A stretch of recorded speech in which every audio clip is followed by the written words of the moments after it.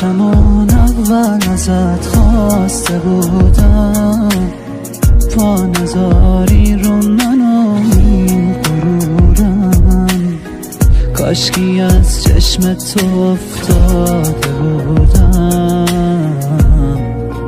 ای کاش نبودم من به اون عشقت گرفتار نبودم، رو صدای خندت حساس نبودم، انقدر اون چشمای تو خاص نبودن، ناز نبودن.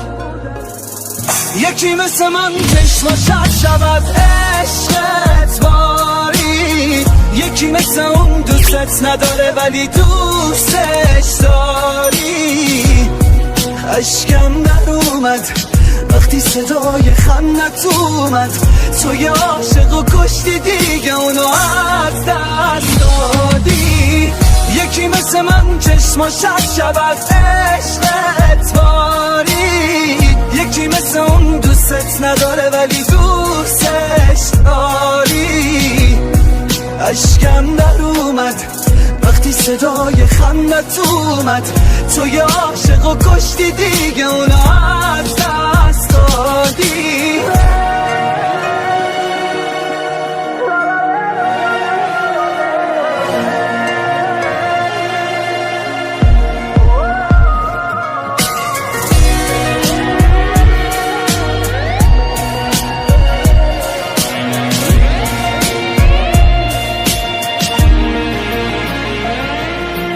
کاش نبودم، کاش همون اول تو رو شناخته بودم، دلو نباخته بودم، ساخته بودم چی ساخته بودم از عشق تو، و کاش بدونم کی توفان تو اومد.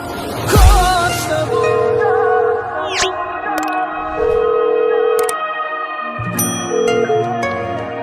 میفهمی احساس یعنی چی؟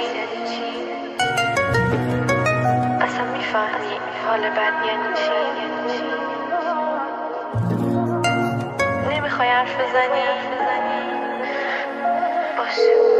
یکی مثل من چشماش شود عشقت باری، یکی مثل اون دوستت نداره ولی دوستش داری.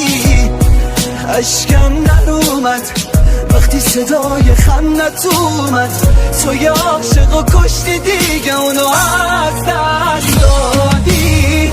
یکی مثل من چشماش شود عشقت باری، یکی مثل اون دوستت نداره ولی دوستش داری. اشکم در اومد وقتی صدای خندت اومد، توی عاشق و کشتی دیگه اونو از دست دادی.